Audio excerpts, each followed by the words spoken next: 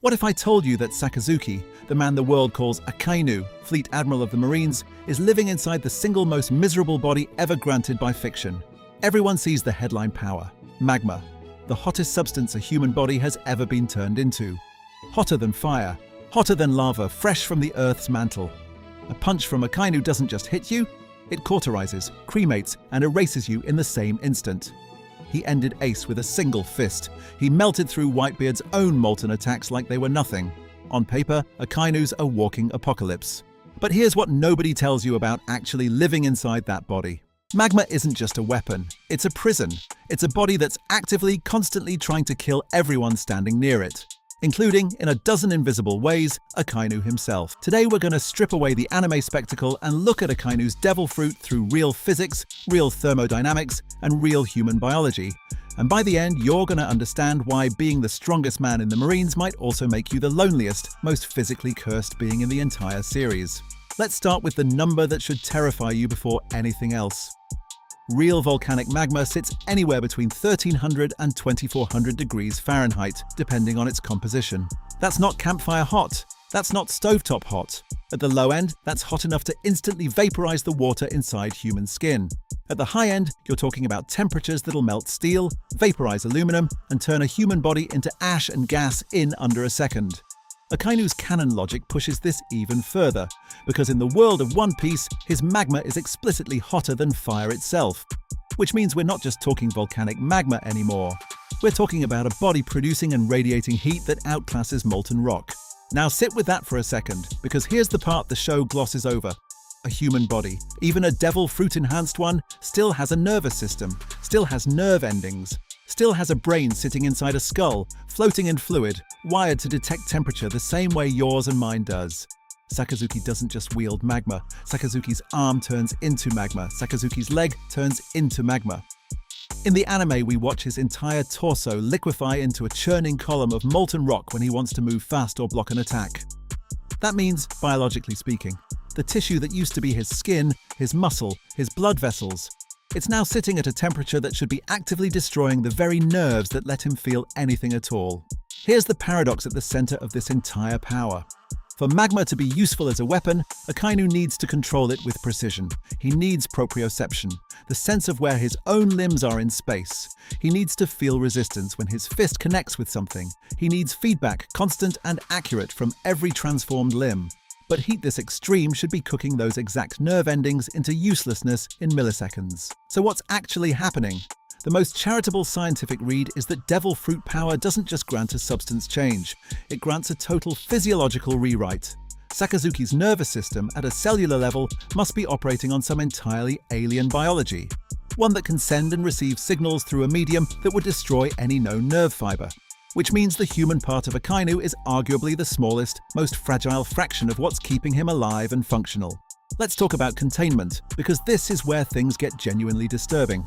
When Akainu transforms an arm into magma, that arm is now producing heat somewhere north of 1300 degrees Fahrenheit, sitting directly adjacent to a shoulder joint, a torso, a chest cavity, all still built from ordinary human tissue, ordinary human blood, and ordinary human heart pumping ordinary human blood at 98.6 degrees. In our world, heat doesn't just sit politely in one place. Heat transfers. It conducts through solid material, it convects through fluid, it radiates outward in every direction constantly, always moving from hot to cold until everything reaches equilibrium.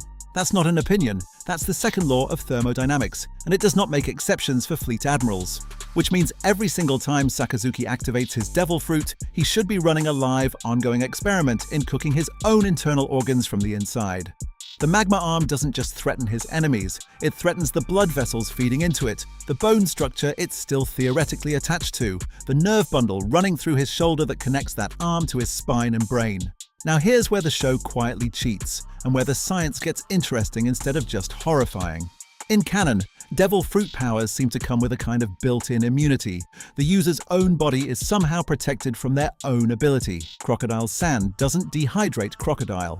Ace's fire didn't burn Ace. And Akainu's magma doesn't cook Akainu from the inside. But immunity to your own power doesn't mean immunity to consequence.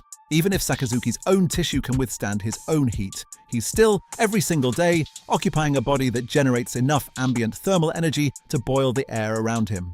Real magma superheats the atmosphere directly above it, shimmering, distorting, sometimes even igniting anything flammable nearby purely from radiant heat, without ever touching it directly. Which means Akainu can never be touched by anyone who isn't fireproof, not comforted, not embraced, not even casually bumped into in a hallway. Every person who loves him, works beside him, or simply stands near him for too long is in danger of third-degree burns just from proximity. Imagine that as your baseline for every human interaction you'll ever have for the rest of your life. Sakazuki doesn't shake hands. Sakazuki doesn't hug his own soldiers after a battle. The distance other people keep from him isn't just about rank or fear anymore. It's survival. There's a chilling symbolism buried in that fact, and the writers clearly know it. Akainu is written as the coldest, most merciless idealist in the entire marine hierarchy. A man who believes absolute justice justifies killing surrendering enemies, killing civilians, killing children if it serves the greater good.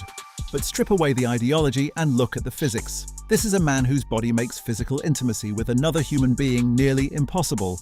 Of course he became cold. Of course he became rigid, doctrinal, isolated at the top of the chain of command. His biology sentenced him to isolation before his ideology ever had the chance to. Let's run the fight scene through real-world physics for a second, because this is where Akainu's power stops looking like an unstoppable advantage and starts looking like a slow-motion disaster. Picture Akainu standing on the deck of a marine warship.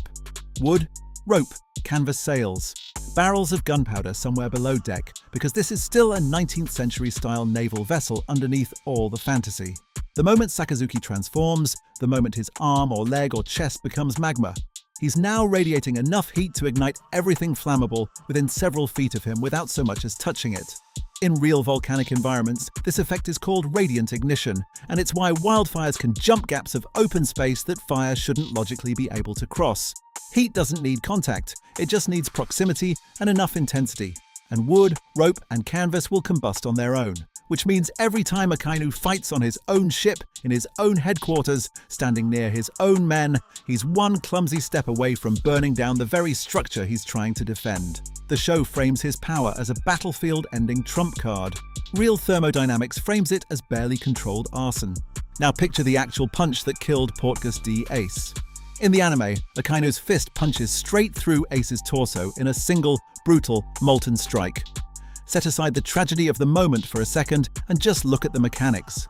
Magma at over 1,000 degrees making contact with human tissue doesn't just injure, it cauterizes instantly. Blood vessels seal shut the moment they're touched. There's no time for shock to set in the normal way because the body's own damage response, bleeding, swelling, the immune system rushing to the wound, gets short-circuited by heat that destroys the wound and the tissue around it simultaneously. In other words, Akainu's magma fist doesn't fight like a weapon. It fights like a natural disaster wearing a marine uniform. There's no clean wound to stitch. There's no way to apply pressure and stop bleeding because the wound cauterizes itself in real time. Any doctor treating an Akainu injury would be looking at something closer to a lava flow burn victim than a stab wound or a bullet wound. And lava flow burn victims, in the rare cases they survive, deal with tissue damage so deep it reaches bone. Damage that standard trauma medicine barely has protocols for. And think about what this means for Akainu's own combat career, long term. Every fight he wins this decisively also destroys the evidence, the crime scene, the possibility of interrogation, the possibility of mercy. His power isn't precise, it's total, which means every strategic decision Sakazuki makes in battle is also permanently a decision to escalate to the most irreversible outcome physically possible. There's no proportional response available to a man made of magma. There's only maximum or nothing. Here's the part of Akainu's power that the show only shows you in glimpses, but that physics makes undeniable if you think it through. A body that runs at magma temperature needs an obscene continuous energy input just to exist. Real magma stays molten because it's sitting inside the Earth's mantle, insulated by miles of rock, fed by geothermal energy generated by radioactive decay deep in the planet's core. Akainu doesn't have a planet's core. Akainu has a human metabolism, a human stomach, a human digestive system that has to somehow generate and sustain output on a scale that should be biologically impossible for anything smaller than a small moon. Which raises an uncomfortable question. What does Sakazuki even eat? What could possibly refuel a body radiating that much continuous thermal energy without some kind of devil fruit-granted metabolic miracle running quietly in the background? Doing more heavy lifting to keep him alive than his own famous fist ever gets credit for? And there's a psychological cost stacked on top of the physical one. Every person in Akainu's life has had to learn, consciously or not, to keep a permanent buffer of distance from him. Fellow Marines, fellow admirals, even his superiors in the world government. You can't clap a man on the back if doing so might cost you your hand. You can't sit beside him at a table without wondering how close is too close. Over years, over decades, that buffer doesn't just shape etiquette, it shapes identity. A person surrounded permanently by physical distance eventually starts believing that distance is simply who they are. That's the real tragedy science reveals underneath the ideology. Akainu isn't just a zealot who happens to believe in absolute justice. Akainu is a man whose body made warmth, literal and emotional, a mathematical impossibility long before he ever had to choose a side in a war. His cruelty reads differently once you understand that his biology never gave him the option of being touched, comforted, or held the way every other human being on that battlefield could be. The most powerful man in the Marines. And also by the unforgiving math of thermodynamics, one of the most permanently, physically alone.